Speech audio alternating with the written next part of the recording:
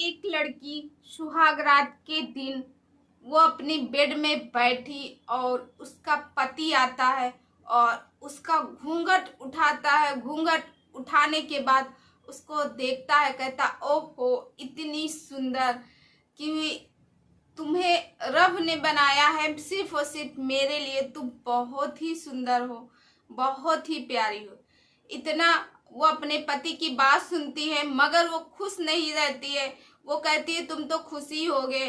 तो कहते क्या हुआ, आज के दिन तो तुमको खुशी होना चाहिए। मैं तो हर एक औरत यही चाहती है कि मेरी सुहाग रात ऐसी हो, और सुहाग रात तो सबसे अच्छी चीज होती है। सुहाग रात सबसे लाइफ की अच्छी चीज होती है, ऐसा वो कहता है। क्योंकि जीवन की नैया वहीं से शुरू होती है, नई कहानी। तो कहती है तुम तो यही कहोगे ना, मुझे खुश होना चाहिए था आज के दिन। और मैं, ये हर एक लड़की सोचती है कि मेरा पति आए तो मेरी तारीफ करे, मगर मैं इस तारीफ से और इस कमरे के अंदर जैसे लग रहा है मेरा दम घुट रहा है।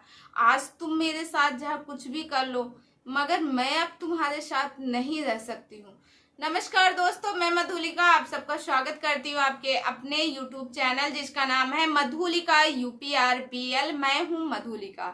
तो दोस्तों आज मैं आप लोगों को उत्तर प्रदेश की ये कहानी लेके आई हूँ। ये कहानी सुन के आप रोने लगोगे। वाकई में ऐसी सच्चाई, ऐसे जीवन के कुछ ऐसे पल होते हैं जिनको हम नकार नहीं सकते हैं।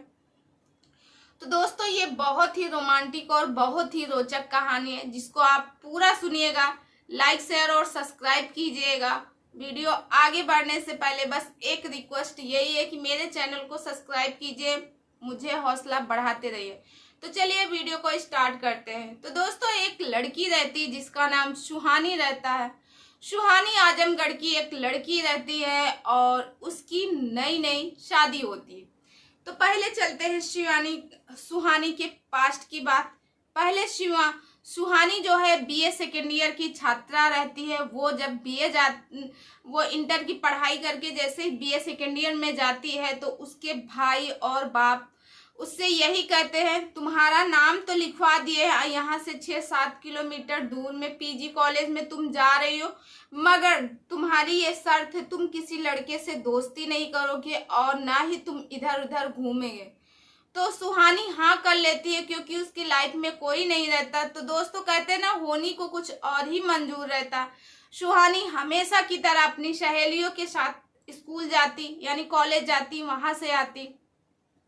दोस्तों एक दिन क्या होता है कि सुहानी जो है स्कूल जाती है और सुहानी के घर से लगभग 1.5-2 किलोमीटर एक छोटा सा मार्केट पड़ता है। सुहानी और उसकी फ्रेंड है वहीं पे बुक वगैरह लेती हैं, उस मेकअप का सामान कुछ रखते, कुछ बुक का सामान, वो सब सुहानी लेती है वहीं पे। तो सुहानी एक दिन जा रही थी और उसका पेपर था सुबह के टाइम पे।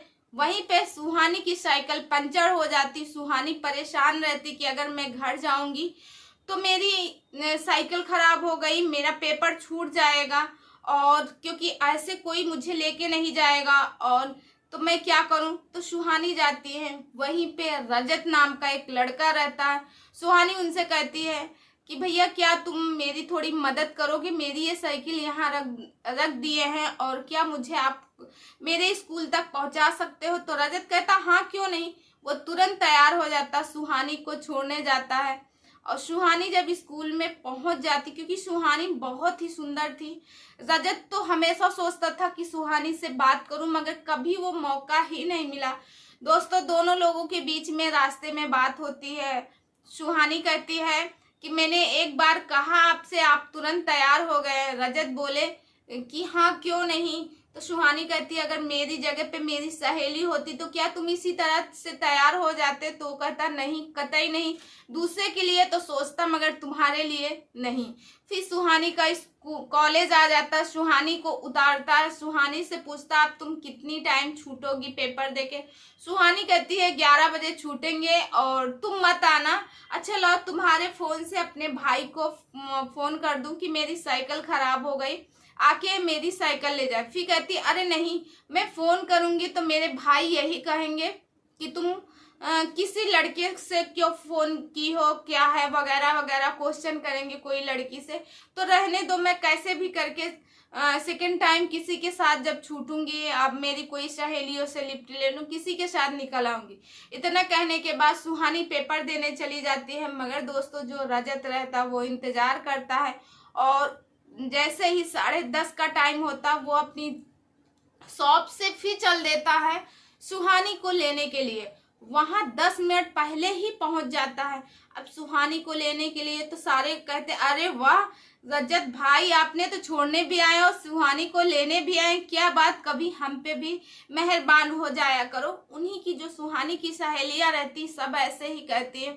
फिर उसके बाद दोस्तों जो रजत रहता, रजत और सुहानी एक दूसरे से काफी बात करने लगते हैं, नंबर ले लेती हैं। सुहानी के पास कोई मोबाइल नहीं रहता, मगर उनकी सहेलियों के पास मोबाइल रहता। सुहानी और रजत थोड़ा सा टाइम निकालते हैं एक दूसरे के साथ। अब सुहानी और रजत बहुत ज्यादा खुश थे।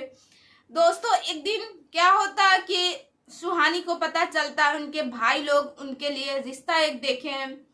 तो सुहानी रजत से कहती है रजत अब मैं तुमसे मिलने नहीं आ पाऊंगी, क्योंकि मेरे लिए मेरे भाई ने रिश्ता देखा, मेरे पिता ने रिश्ता देखा। तो रजत कहता तुम अपने घर में बता दो कि हम दोनों लोग एक दूसरे से बहुत प्यार करते हैं, तो घर वाले क्यों नहीं मानेंगे, हमारी शादी कर देंगे। सुहानी कहती है मैं मर जाऊंगी, मेरे घर वाले मुझे मार डालेंगे, मगर कभी शादी नहीं करेंगे। और फिर मेरे भाई और मेरे पिता ने मुझसे कहा था कि तुम्हारी पढ़ाई करवा रहा हूं, मगर कुछ और मत करना, नहीं ठीक नहीं होगा। तो मैं अपने भाई और अपने पिता की कैसे बात में टाल सकती हूँ, कैसे उनका विश्वास तोड़ सकती हूँ। इतना कहने के बाद दोस्तों सुहानी जो है, सुहानी रजत से कहती मुझे भूल जाओ। फिर दूसरे दिन रजत के घर वाले सुहानी के घर जाते हैं, रिश्ता लेके कहते हैं आपकी बेटी मुझे बहुत पसंद है और मेरे बेटों को भी बहुत पसंद है, और ये दोनों लोग एक दूसरे को पसंद भी करते हैं। अब इतना कहने के बाद सुहानी के पिता और सुहानी की माँ जो सुहानी के पिता और सुहानी के भाई सुहानी से पूछते हैं क्यों सुहानी, क्या ये सच है, तुम इसके साथ शादी करना, आखिर तुमने वही किया ना जो हम लोग कहते थे। सुहानी कहती है नहीं मुझे नहीं पसंद है, मैं नहीं, वो कुछ भी नहीं है, झूठ बोला है। अब इतना कहने के बाद रजत के पिता चले जाते हैं, रजत से कहते हैं बेटा मेरी तो बहुत बेइज्जती हुई, लड़की ने तो नकार दिया। और सुहानी इधर अपनी भाभी से कहती है भाभी तुम्हारे आगे हाथ जोड़े, कैसे भी करके मेरी और रजत की शादी करवा दो, मैं रजत से बहुत प्यार करती हूँ। तो भाभी कहती है पता नहीं है जमाना क्यों ऐसा करता है, जब हम किसी को पसंद करते हैं तो उसके साथ शादी नहीं होने देते और दूसरे के साथ शादी होने देते, इसमें 3-4 जिंदगी खराब हो जाती। इतना कहने के बाद दोस्तों तो वो कहती क्या भाभी आपकी भी लाइफ में कोई था, तो वो भी कहती हाँ मेरे लाइफ में भी कोई था, मगर हाँ अब मुझे मिल नहीं सकता है। खैर कोई बात नहीं, मैंने तुम्हारे भैया से भी उतना ही प्यार करना अब मैं सीख गई हूँ, अब तुम शादी कर लो, कहीं कुछ नहीं होगा, जब मेरा नहीं हो पाया तो तुम्हारा कहाँ से कुछ हो सकता है। सुहानी की और फिर उसके बाद दोस्तों सुहानी एक दिन मौका निकाल के रजत से मिलने जाती है और रजत से कहती है रजत मुझे माफ कर दो, मैं तुमसे बहुत प्यार करती हूँ, मगर मैं अपने भाई और बाप से भी बहुत प्यार करती हूँ, अगर मैं उनको सच्चाई बता देती तो वो लोग क्या सोचते हमारे बारे में। कोई बात नहीं, हम अपना प्यार कुर्बान कर देंगे और हमारी जिंदगी ऐसे ही चली जाएगी।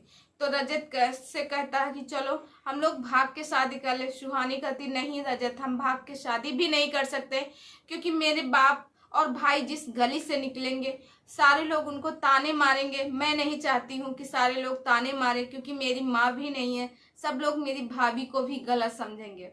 इतना कहने के बाद सुहानी वापस आ जाती है, सुहानी की शादी हो जाती है। तो दोस्तों सुहानी की शादी होती है, राहुल नाम के लड़के से सुहानी की शादी होती है। वही राहुल जो सुहाग रात के दिन सुहानी का चांद जैसा मुखड़ा देख के एकदम दंग रह जाता है, एकदम उसी में खो जाता है, कहता है इतनी सुंदर बीबी, अब मैं तो बहुत खुश नसीब हूँ कि मुझे ऐसी बीबी मिली है।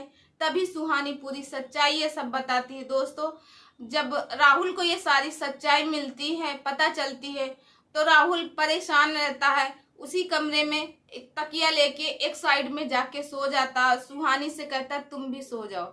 उसके बाद दोस्तों जब वो दूसरे दिन जगता है तो उसके सारे दोस्त, क्योंकि वो बहुत ज्यादा डिस्टर्ब रहता है, एक तो वो लड़की जिसको वो देखते ही मतलब खो गया, क्योंकि सुहानी इतनी सुंदर ही थी, कोई भी लड़का उसको देख के खो जाएगा, देख के खो गया था। मने मन इतना खुश था कि मैं बहुत खुश नसीब हूँ कि मुझे सुहानी जैसी लड़की मिली इतनी सुंदर। और उधर दोस्तों जो है वो इतना ज़्यादा परेशान था। और जब अपने दोस्तों के साथ दोस्तों वो जाता है तो अपने उसके दोस्त पूछते हैं, अरे वाह राहुल भाई, आज तो तुम्हारी चांदी रही होगी, कितनी बार चक्कर लगाया तुमने, कितनी बार ये किया। ऐसे करके उससे क्वेश्चन करते हैं, उसको छेड़ते हैं कि भाभी को कितनी बार आपने छेड़ा, कितनी बार भाभी के साथ ऐसा कुछ किया। अब उसके बाद दोस्तों जो राहुल रहता है वो परेशान रहता है, क्या यार तुम भी परेशान हो, अरे तुम्हें तो खुश होना चाहिए, तुम्हारी तो बीबी इतनी सुंदर है। तो राहुल की आंखों से आंसू आ जाते। तभी उसके दोस्त बोलते, अरे भाई ऐसा क्या हुआ कि तुम रोने लगे हो, वो भी सुहाग रात के दूसरे दिन। तब राहुल बताता है पूरी सच्चाई, ऐसे ऐसी बात है यार, वो किसी और से प्यार करती है, मैं सुहानी को रोता हुआ नहीं देख सकता हूँ, मुझे लगता है कि मुझे सुहानी और रजत की शादी करवानी चाहिए। जो उनके घर वालों ने नहीं किया वो मैं करवाऊं, क्योंकि इससे 4 जिंदगी खराब होंगी। मैं तो किसी और के साथ रह लूंगा, मगर सुहानी मेरे साथ नहीं रहने के लिए ही नहीं तैयार।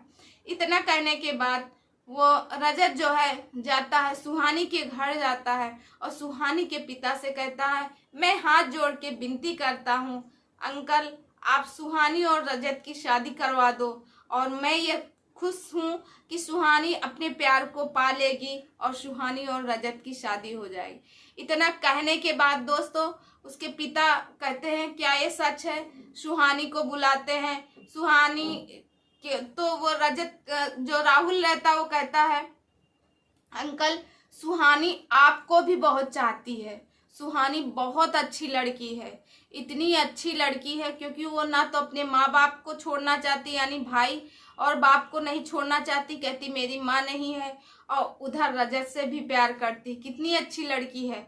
तब उसके घर वाले कहते अच्छा चलो ठीक है, जो हमसे गलती हुई उस गलती को भुला के हम रजत और सुहानी की शादी करवा देंगे। फिर दोस्तों जब रजत से कहते तो रजत तो पहले से ही तैयार रहता, उसके घर वाले तैयार रहते, और रजत और सुहानी की धूमधाम से शादी होती है। रजत और सुहानी बहुत खुश हैं एक दूसरे के साथ में रहकर। फिर सुहानी और रजत राहुल के लिए एक अच्छी सी लड़की ढूंढते हैं जिससे राहुल की शादी करवा देते हैं। अब राहुल भी इधर खुश है, उधर सुहानी और रजत भी खुश है। तो दोस्तों आप लोगों को ये कहानी कैसी लगी? आई होप आप लोगों को पसंद आई हो तो लाइक कमेंट और शेयर जरूर कीजिएगा। मैं मिलती हूँ नेक्स्ट वीडियो में किसी नई कहानी के साथ। जब तक जय हिंद।